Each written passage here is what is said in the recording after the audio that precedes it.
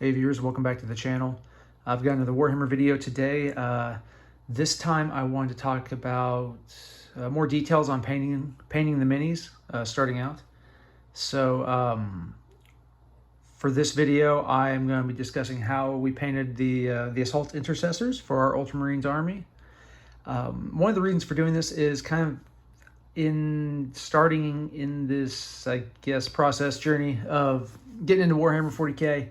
One of the things you find out, especially at least to me as being new to the hobby as well as new to painting in general, is there's a lot of information, and if you're trying to, I guess, trying to figure it all out can be maybe challenging. So in my case, my goal was to use the same colors on the box art to paint my minis and kind of replicate that. I mean, the box art does a lot of other fancy stuff, obviously, that I don't have the skill to replicate right now.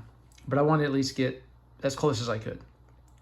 So trying to match the color scheme and everything, looking for how to do that, I found very quickly that Games Workshop is not kind of unified on this.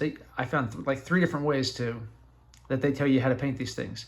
And in general, I guess, yeah, it's art. It's, your minis, you can paint them however you wish, but trying to copy, a specific thing, starting from scratch, it was a little confusing. So the website told me one paint scheme, the Citadel Color app told me another paint scheme, and then tutorial videos put out by Citadel Color told me yet another paint scheme. So most of the colors are the same, but some are slightly different, and so there's a lot of variation. So I figure what might be useful is, hey, let me show you what I did, the colors I used, and how it turned out, so that you at least can maybe have a baseline of, okay, well, at least I know for these colors it looks like this.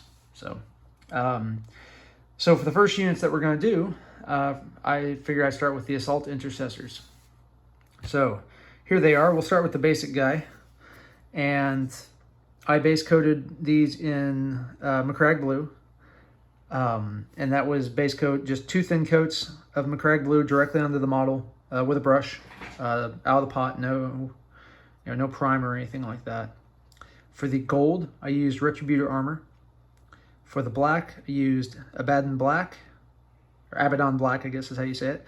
For all the silver, I used Nuln Oil. For the brown, on the belt and the pouches, I used Mournfang Brown. For the purity seal there, for the parchment, I used Rakarth Flesh, and then for the wax seal, I used Mephiston Red. In later models, I changed that to Corn Red whenever I got a pot of Corn Red to make it a little darker, but initially it's Mephiston Red. And then likewise for the eyes, it is Mephiston Red. And so that is pretty much it for the colors. For the shades, I shaded for the blue parts in the recesses and partly on the body, I used Nuln Oil. I also used the Nuln Oil for the black and all the metal bits over Leadbelcher. For the gold, it's kind of a mix on my guys. I either did nothing or I used a little bit of Agrax Earthshade. I honestly don't know which one I like better, leaving it just completely bright or shading it down just a little bit with the Agrax. Both give a decent effect. And then another thing to note as I'm looking at this guy, right, the decals. So trying to match the box art for the decals. One thing you'll find, at least with the decals coming for the Recruit Edition, they don't give you everything you need, and I'll show that specifically when we go to the sergeants there. But they don't give you everything you need, and they're slightly different. So if you look at the pictures of the model on the website, right, that they give you, on this little armor plate here, the white lettering, right, the scripture as they call it, it's a completely different graphic on the website versus the decal that you actually get. It looks completely different. So I don't know if they actually freehanded it on the website or if there's just a decal somewhere that they just didn't want to include. But I haven't seen it yet. So those things will be slightly different.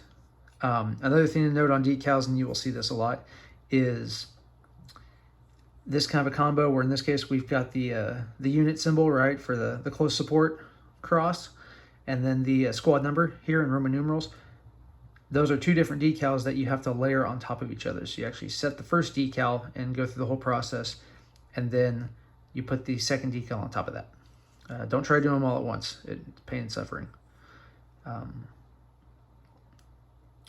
What else? Oh, the other thing to note, the other little piece of color that I missed on this wrist panel here, you get the red dot, which is Mephiston Red, and then next to it, there's kind of a white dot, and I think I might have screwed this one up. So that should be glowing green, like a little green dot for like a control panel or something. And so what you do there is you do base coat. In my case, I did Corax White, my brightest white, and then I used Tesseract Glow technical paint on top of that to try to do a green glow effect. So I guess it should be worth knowing all the paints I am using are the Citadel color paints.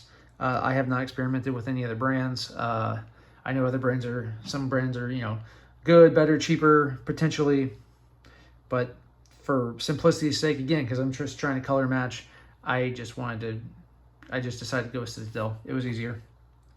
So that's the basic Assault Intercessor. Now moving on to the Sergeants. In the Elite Edition, or the Recruit Edition kit, you can build the Sergeant 2 different ways. And so I've got the options here. That kit only comes with one. We have since bought a Command Edition, and I'll do videos on that. But it came with more Assault Intercessors, basically a whole nother sprue of them, and another copy of the Sergeant. So I built them each way. So this first way you can see here, pretty much the same color scheme. Same colors by and large. The Sergeant's helmet is all Mephiston Red, and then the eyes are a good example of that that layered treatment where I used Corax White on the eyes and then used Tesseract Glow over that to give them the glowing effect. And then you see that as well on his little bigger arm control panel. Oh, I did not cover the bases. So on the bases, and this is true for all of them, I used Stirland Mud as a base to get that kind of dirt, grimy effect. And then I painted Steel Legion Drab around the rim. And then on top of the base, I also did a dry brush of Steel Legion Drab just to give it that, you know, to brighten it up just a little bit and give it that kind of weathered effect. Decals on the Sergeant. So for his tilting plate here, right, or for the heraldry, those yellow checks do not come in the Recruit Edition. Again, they did come in the Command Edition. I think they'll come in the Elite Edition. I think those are standard on like your standard Ultramarines infantry decal sheet that I think comes with almost anything you buy. You'll get those, but they not come in the first Recruit Edition, so I had to wait. So you just chop off a section of those, and then that cross Crusader badge, I just chop that in half to recreate the imagery that is on the website. You know, you can put whatever you want there to make it look cool for as that kind of heraldry symbol, you know, campaign, veteran badges, whatever. But I chose to, again, copy the website because I'm unimaginative. Oh, other thing on the sword handles here. Here's a better example. On the handle, I use Mournfang Brown as well. If you look at the pictures on the website, it actually is more of a, there's like a pink to it. I don't know if it's actually like pink horror or screamer pink or something like that. It's not brown, but I didn't have that, so I just use brown. I think it looks nice.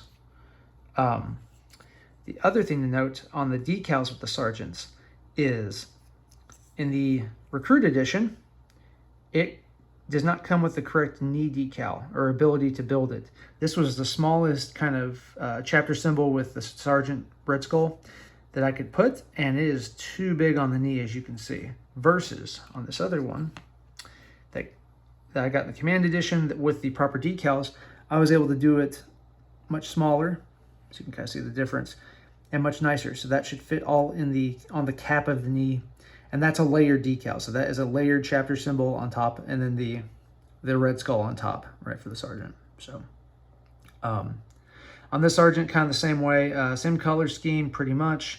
The skin, I used Bugman's Glow because it's what I had, and it came with the starter paint set. I don't have any other flesh colors to do highlights. I plan to, you know, once I get those, I plan to go back and highlight them a little better. And then also, like for his eyes, I just did white eyes, and I tried to do pupils. See if I can get in there, if it'll focus. I tried to do pupils. I didn't do very well, so he's a little cross-eyed, but that's okay. All right, I'm learning. So that head needs more detail. I think, and if I could have put a helmet on him, I probably would have, but for this model, I was restricted. It made me put the helmet on the belt, just the way this thing is designed to be constructed. So that's unfortunate, but that's okay. Other details. So this sergeant, he is equipped with a plasma pistol, and so the glowing coils on that plasma pistol, that is Thousand Suns blue. As near as I could figure, that was the color for plasma. Though it could stand to use some highlights, but again, as I get them, I'll add them. So I think that's it. I don't want to have the video go too long. I plan to do other videos detailing the other units as we have them painted up and everything. So I hope you guys found this helpful, and yeah, if you like this kind of content, let me know. If there's something you want to see, let me know. I figure I'll just kind of document the process as we build up our armies and kind of what we learn along the way. So appreciate everyone for watching, and we'll see you in the next video.